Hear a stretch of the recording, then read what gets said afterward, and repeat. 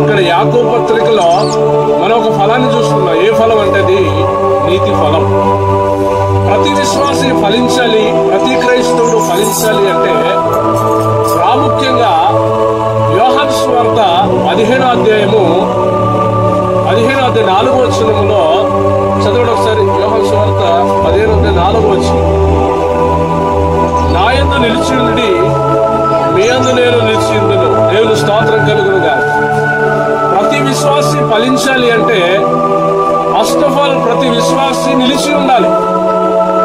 ఎక్కడ నిలిచి ఉండాలంటే ప్రభువులో నిలిచి ఉండాలి, క్రీస్తులో నిలిచి ఉండాలి, దేవునిలో నిలిచి ఉండాలి, సన్నిధానంలో నిలిచి ఉండాలి. దేవుని స్తోత్రం కలుగునుగా. మొదటిగా ఫలించాలి అంటే క్రీస్తులో నిలిచి ఉండాలి. నిలిచి ఉండకపోతే మనం క్రీస్తులో ఫలించలేము.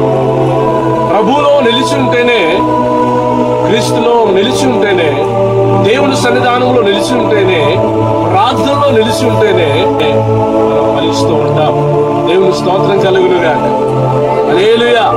యోహాను సువార్త 15వ మొదటి వచనంలో కూడా ద్రాక్షావళిని నా తండ్రి వ్యవసాయకుడు, నాలో ఫలింపని ప్రతి తీగను ఆయన తీసి పారవేయును, ఫలించు ప్రతి తీగ మరి ఎక్కువగా ఫలింపవలనని దానిలోని పనికిరాని తీగలను తీసి పారవేయును. దేవుని స్తోత్రం కలుగునుగా. హల్లెలూయా. మనము ఫలించాలి అంటే మనము పనికి మాలిన వాటిని తొలగించుకోవాలి.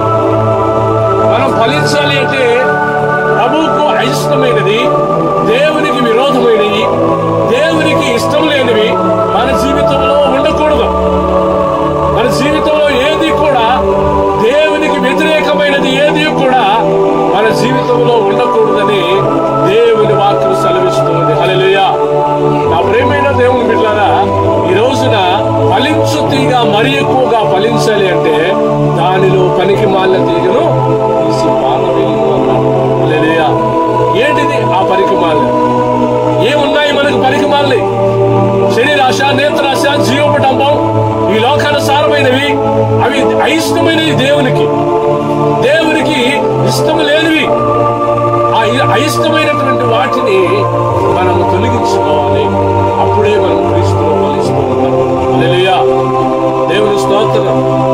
ఈ దినకాల సమయంలో ప్రియులారా, దేవుని వాక్యం ఏమని సెలవిస్తుందంటే మొదటిది ఏ ఫలం అంటే అది నీతి ఫలము. దేవుని స్తోత్రంగా పిలువబడుతున్న మనమందరం కూడా ఏ ఫలాన్ని ఫలించాలి అంటే నీతి ఫలాన్ని ఫలించాలి. నీతి ఫలాలు ఫలించాలి. దేవుని స్తోత్రం. హల్లెలూయా. నీతి ఫలాలు మనం ఫలించకపోతే మనం ఎంత భక్తి చేసినా వ్యర్థమే. ఎంత భక్తి చేసినా వ్యర్థమే. కనుక మనం నీతిగా బ్రతకాలి, నిజాయితీగా ఉండాలి.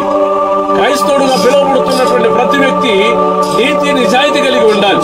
దేవుని స్తోత్రం కలుగునుగాక. మన దేవుడు నీతిమంతుడు, ఆయన మన ఫలాలు ఫలించే వారిగా ఉండాలని దేవుని వాక్యం సెలవిస్తుంది. హల్లెలూయా.